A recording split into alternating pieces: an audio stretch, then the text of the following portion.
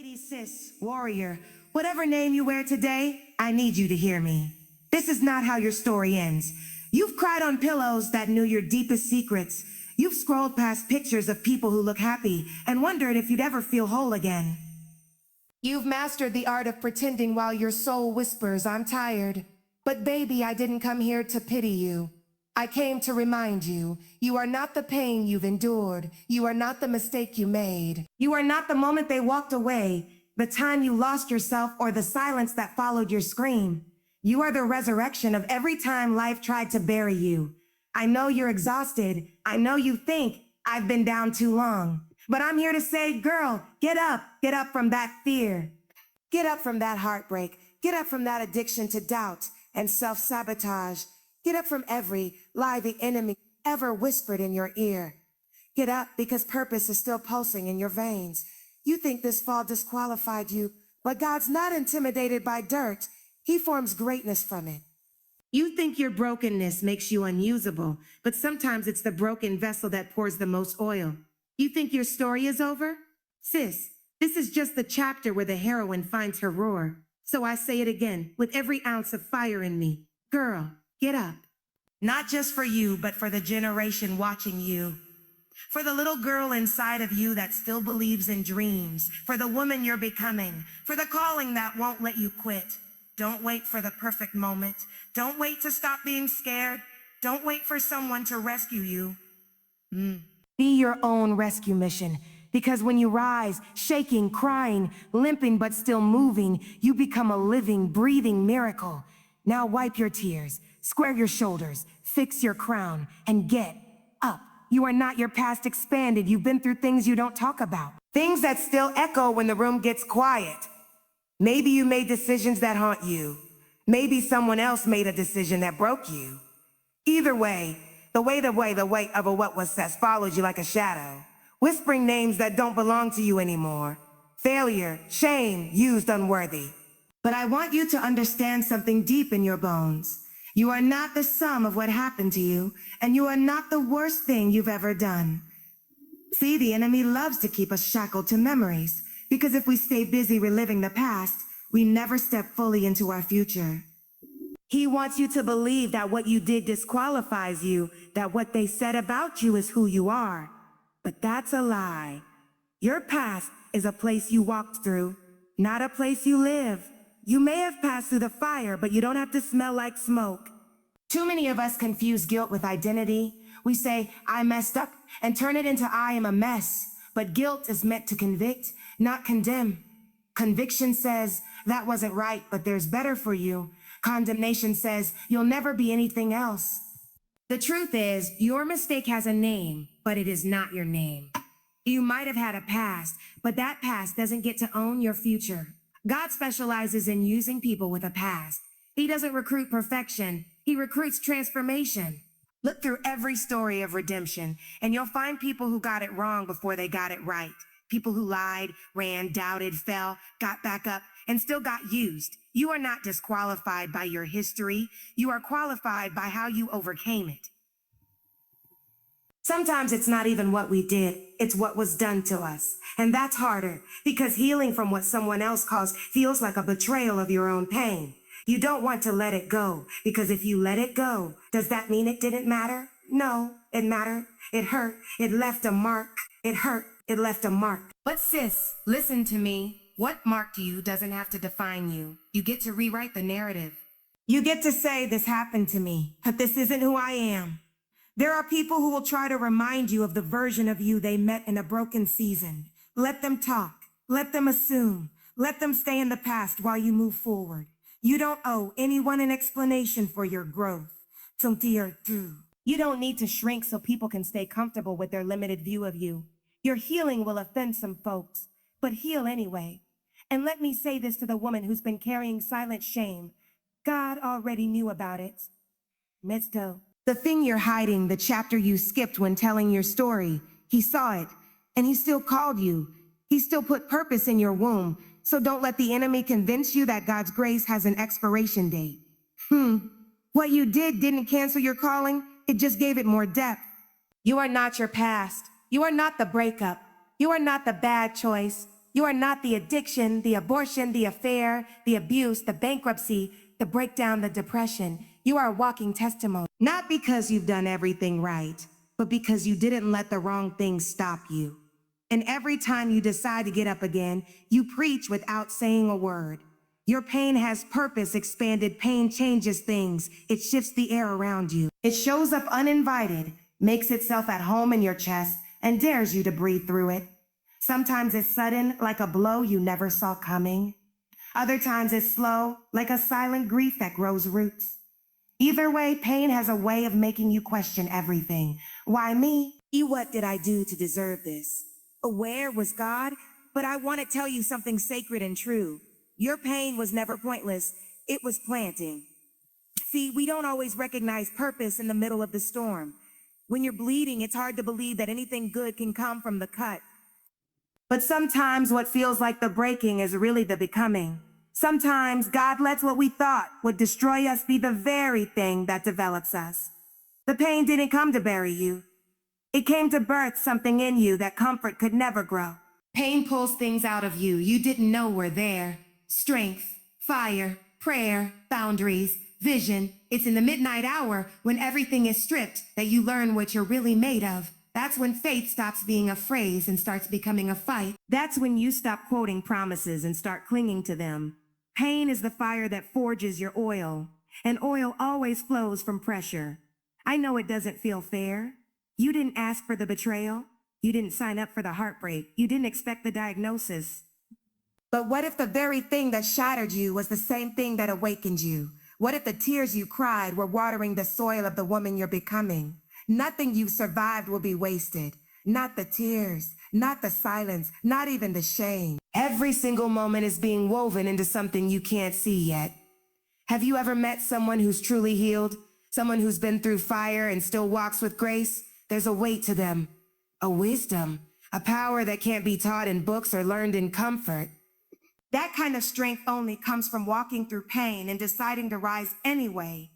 Purpose doesn't grow in easy places. It's grown in the dark, in the waiting, in the wrestling. Your pain gave you eyes to see differently. You recognize brokenness in others because you've met it in yourself. You carry empathy because you've had to forgive from deep, deep places. And you've learned to speak life because you remember what it felt like to be drowning in death words. That's not weakness. That's ministry. Your scars are not ugly. They're sacred. They are evidence that the wound healed. The enemy hoped your pain would silence you, that you'd stay bitter, that you'd shut down and never try again. But what he forgot is that you're a seed, not a tombstone. You may have been buried, but baby, you were buried alive. And what's planted will always rise, stronger, fuller, more rooted. So when the world sees your comeback, they won't understand the depth behind it. But you'll know what it cost. You'll know what it meant to praise through the pain. Some of the most powerful women I've ever met aren't the loudest in the room. They're the ones who survived silent seasons, who smiled when their heart was breaking, who kept showing up when quitting would have been easier. And now, every step they take is soaked in purpose because they didn't just survive their pain, they grew through it. There is power in rising again, expanded. There's something sacred about a woman who refuses to stay down. Life can knock you flat, whether through heartbreak, disappointment, betrayal, or failure. You might hit the floor with tears in your eyes and anger in your chest. But when you rise, trembling, unsure but determined, there's a shift in the spirit realm. Because rising isn't just about standing up physically. You see, it takes courage to rise when you've been knocked down more than once. When life keeps handing you a not yet, a not now, or a no. When your heart has been broken in the same place over and over again, there's a voice that tries to say, oh, what's the point? Oh, but sis, hear me. Every time you rise, you take back territory. Every time you get up, you remind darkness that it doesn't own you. There is no shame in falling. We all do. What matters is what you do after. Will you lay in the dirt and let your dreams die with you, or will you dig your nails into the soil and push yourself up again, messy, but moving? Because power doesn't always look like a spotlight or a stage. Sometimes power looks like a woman getting out of bed on a day she wanted to give up.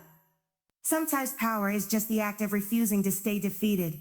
The enemy isn't afraid of your fall. He's afraid of your recovery. He's terrified of the moment you shake off the shame and decide, I still have breath, so I still have purpose, so I still have purpose. Your rising is rebellion. It is resistance. It is a declaration that says, I'm still here. I'm not done. Every time you rise, you become a walking miracle, a testimony in motion. Don't let the world convince you that rising has to look pretty. It doesn't have to be polished. You can rise with tears in your eyes and scars still fresh. You can rise with your voice shaking and your knees wobbling. There's no rule book for what rising is supposed to look like. What matters is the resolve, that deep down decision that you won't be buried by what tried to break you. Rising again is how legacy is built. Not through perfection, but through persistence. Through the audacity to say, yes, I fell. Yes, I failed, but I'm choosing to get back up again. That again is where the power lies. Anybody can rise once, but a real warrior rises again. After disappointment, after loss, after being counted out. But there's glory in your again, and don't think God missed your rising. Heaven celebrates the quiet victories too, the ones nobody sees but cost you everything. The time you said no to going back to something toxic, the moment you chose healing over numbing. The decision to believe in yourself again after being broken down by words that were never meant to stick. There's power in the rising, even when it's private. You've risen before, and you'll rise again. Not because life is easy, but because you were never built to stay down. There's resilience stitched into your DNA, and every time you stand back up, you become a little wiser, a little stronger, a little more unshakable. So even if you're on the floor today, just know, this isn't your final position. Rising is still available. Power is still in your reach.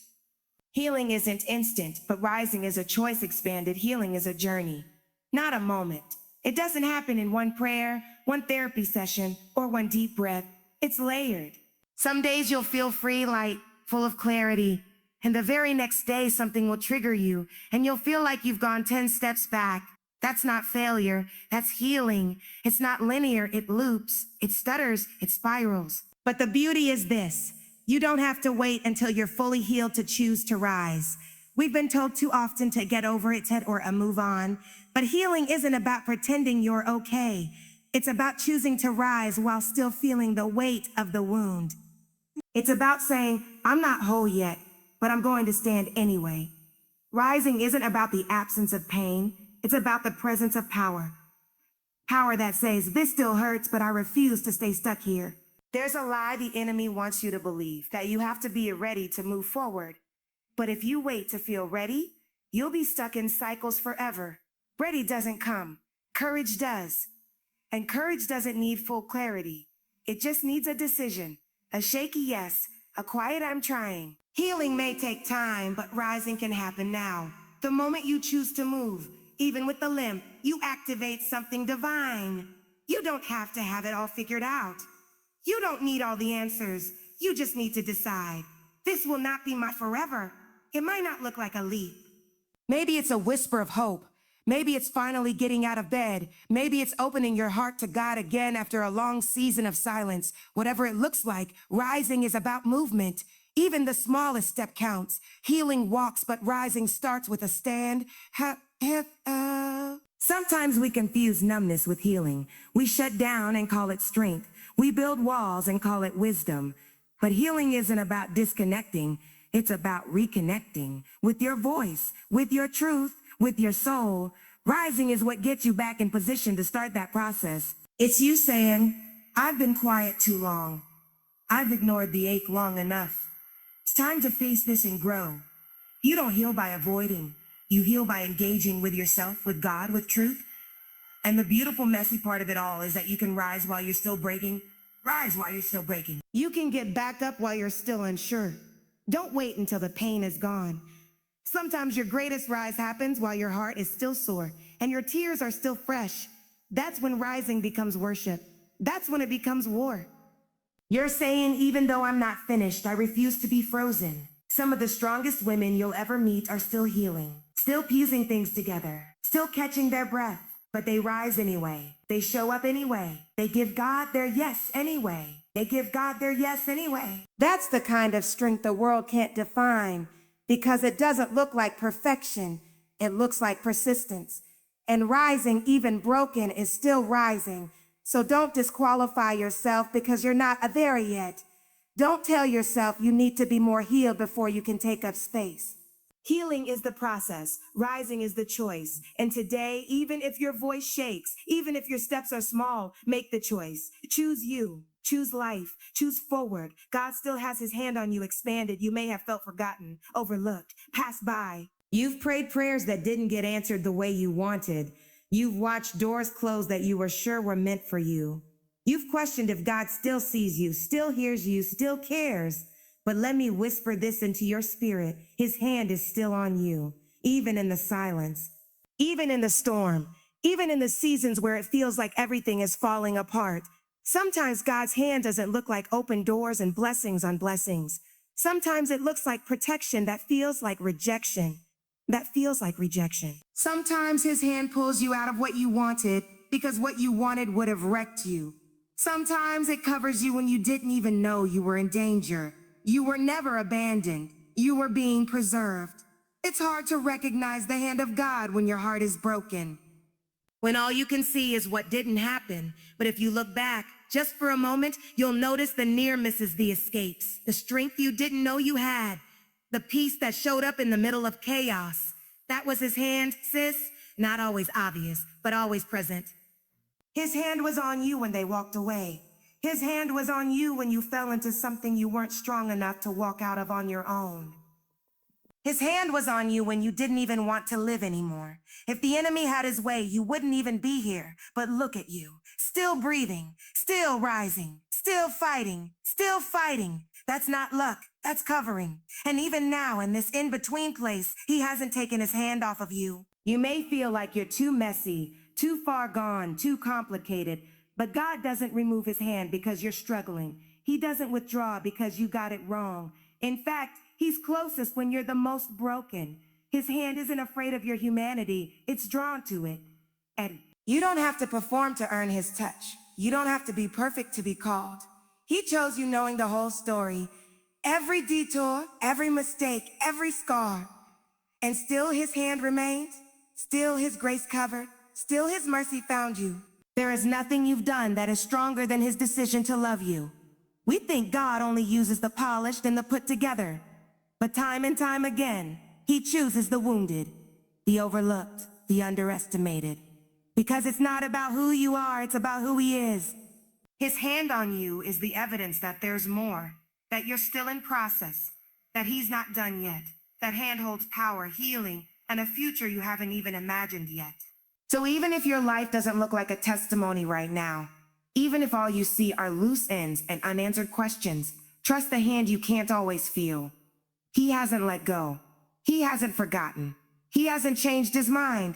You are still marked, still covered, still chosen. Bang.